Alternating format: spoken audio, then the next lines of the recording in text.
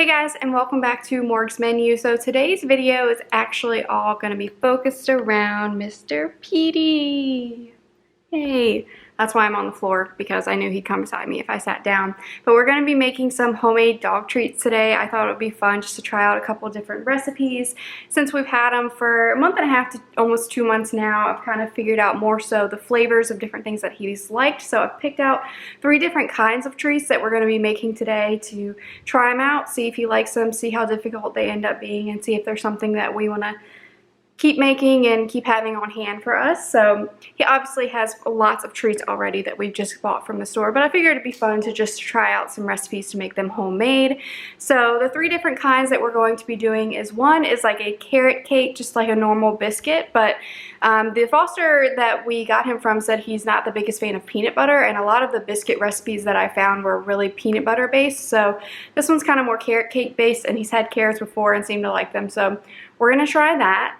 We're also going to be doing some little sweet potato chews. They're kind of like made into almost like little jerky chew pieces. And then the last one is going to be some frozen treats. He actually, one of his favorite things to have is an ice cube, which is like so random, but every time we get ice out of our refrigerator, he runs over and gets so excited, and we give him an ice cube and he thinks it's the greatest thing ever. So figured if we, made a frozen treat, he might pretty much like that one. So he's really not picky. He's probably gonna literally like anything that we put in his mouth, but I figured I'd try these out and let you guys know how they turn out. So are you ready to get started?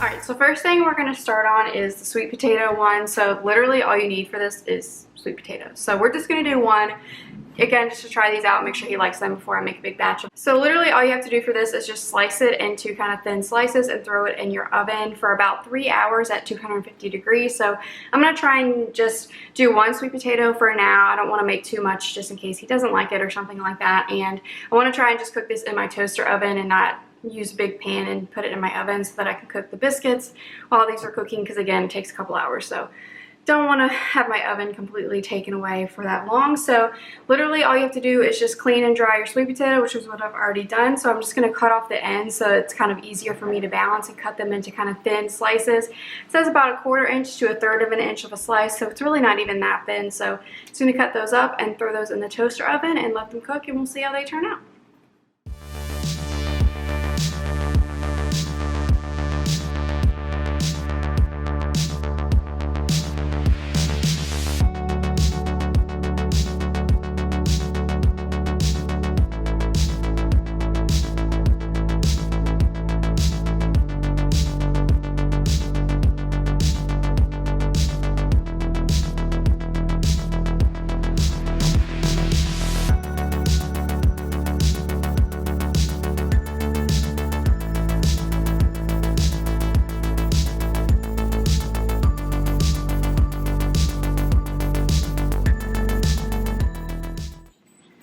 Alrighty, so now that the sweet potatoes are in the toaster oven and they have started cooking, we're going to go ahead and move on now to the frozen treats. So these are going to be frozen apple treats. Again, very simple ingredients. All you really need are some apples, some plain yogurt, Greek yogurt, whatever kind of yogurt you have. I have this one that's dairy free, and I know dairy is kind of like not the best for dogs, so I figured this one would be good to use. And then just a splash of water for the blending process. So the original recipe calls for 2 large apples and a cup of yogurt, but again, I'm trying to kind of do half the recipes just to make sure this is all stuff that he's going to eat. So I just have these 2 small apples here. So I'll do 2 small apples, half cup of Greek yogurt, and just a splash of water. All we have to do is just kind of cut up the apples, get all the core and stem out of them, blend them up in our blender along with the yogurt and the water, and then you just pour them into ice cube trays to let them freeze in the freezer. Now we don't actually have ice cube trays because we just have an ice maker in our refrigerator, but I found these really cute molds from Amazon. It came in a 4-pack. It has these here, which are kind of bigger, which are what I'll probably use for these, and it also came with some smaller ones, and it came with cookie cutouts that it will probably use for the treats. So this was really inexpensive. I'll link it down below in case you're interested, but they're just nice silicone that we can throw in the freezer. I'm just going to kind of set them on top of a cutting board, just so if anything leaks, it doesn't get all in our freezer, and so that they can balance, because they are a little flimsy since they're not actual ice cube trays. But yeah, we're just going to blend everything up, pour it in, and put it in the freezer until it's nice and cold.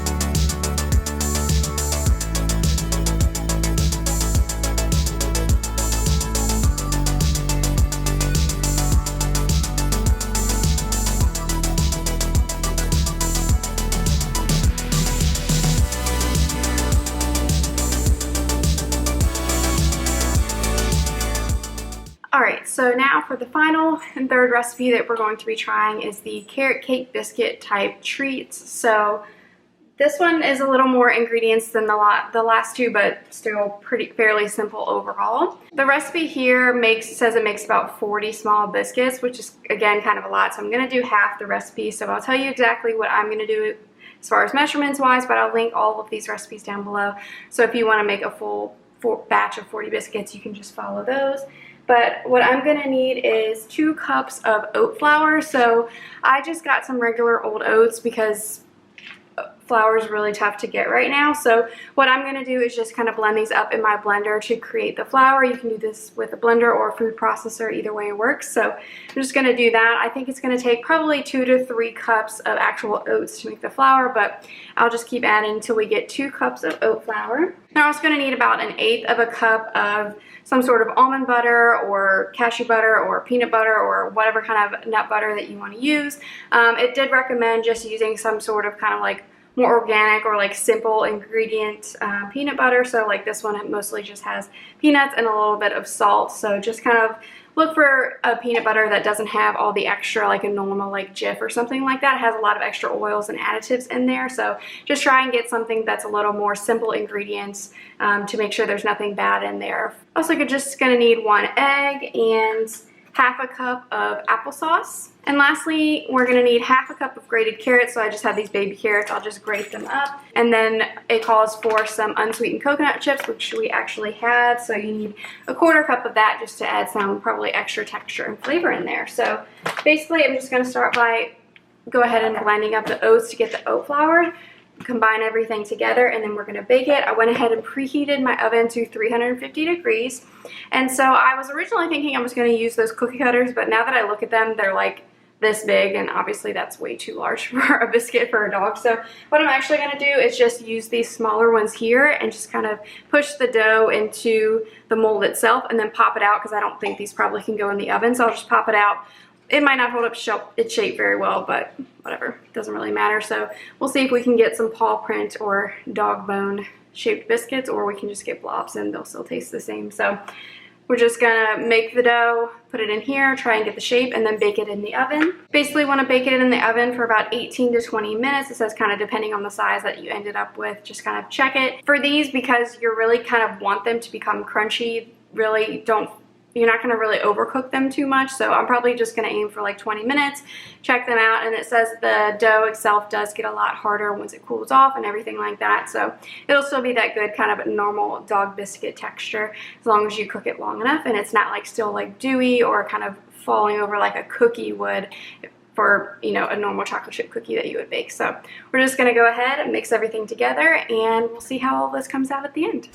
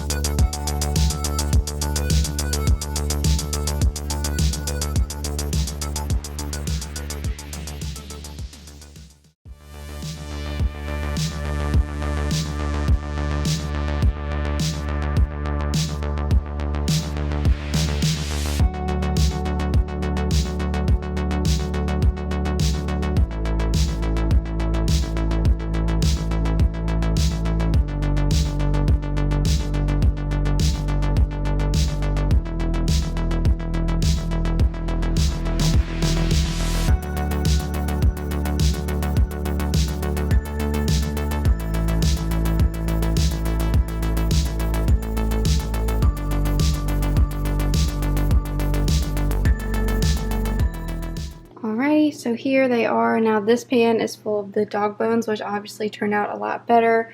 The paw prints really just kind of look sort of in the shape if you look really hard, but kind of just look like blobs. So I just went with the dog bone mold for most of them. Now obviously the recipe said it would make about 20 if I did half the recipe, and this is obviously a lot more, so I think my molds were significantly smaller, maybe like a mini version of whatever they were using. So I'm actually only going to cook these for like 12 to 15 minutes and check them just to see if they're done, since they are so much smaller. We'll see if they take a lot longer to cook. But alright, so here's how the dog biscuits have turned out. They look really good. The little dog bone shape is really cute. Obviously it's not, you know, perfect, but it's pretty good. I would not recommend if you do try that Amazon molds. You can see that's kind of just a blob, so turn it into a circle, but to be honest I could have just made them into circles, and Petey literally does not care. So they are cute. They got nice and crunchy, but they're a little bit soft in the middle, so I think he will like them very much. He's, like I said, he's not picky. So basically the recipe says that these can be stored in an airtight container for up to 2 weeks.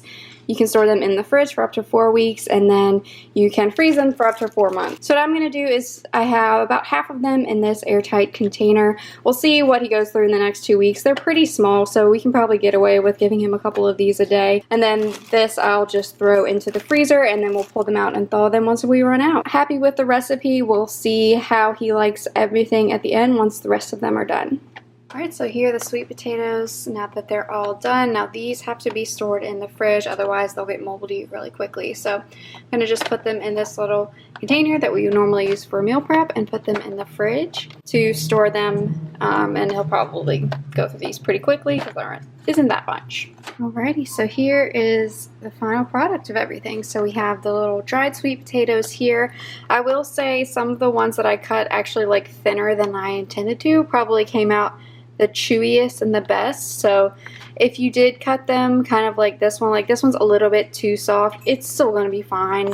It's still cooked and everything like that, but I would recommend like cutting them probably a little bit thinner than the 1/4 inch. It was still pretty easy to do when I did that. Or if you're going to cut them as thick as this, it might take up to like 4 hours. So overall, most of them are skinny enough and are good, so I'm sure he's going to like them, and no matter how thick they are.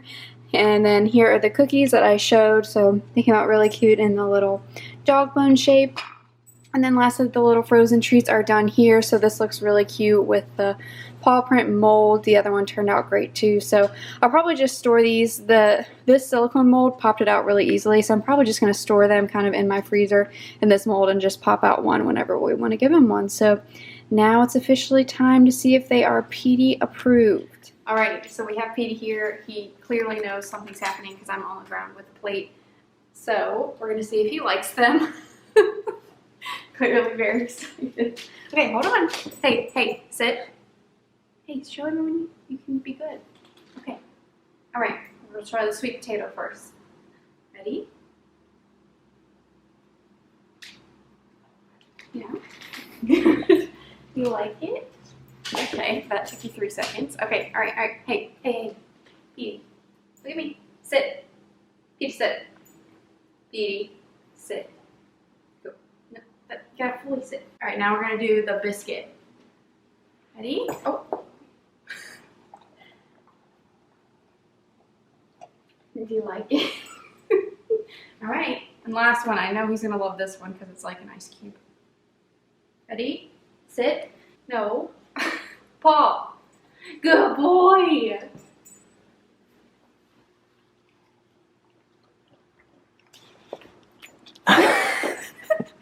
Good boy.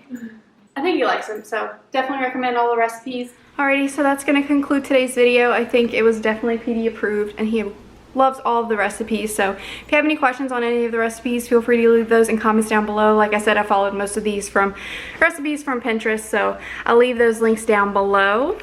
If you're new here and haven't yet subscribed, make sure you go and subscribe so you don't miss out on any of the videos that I post on Wednesdays and Sundays.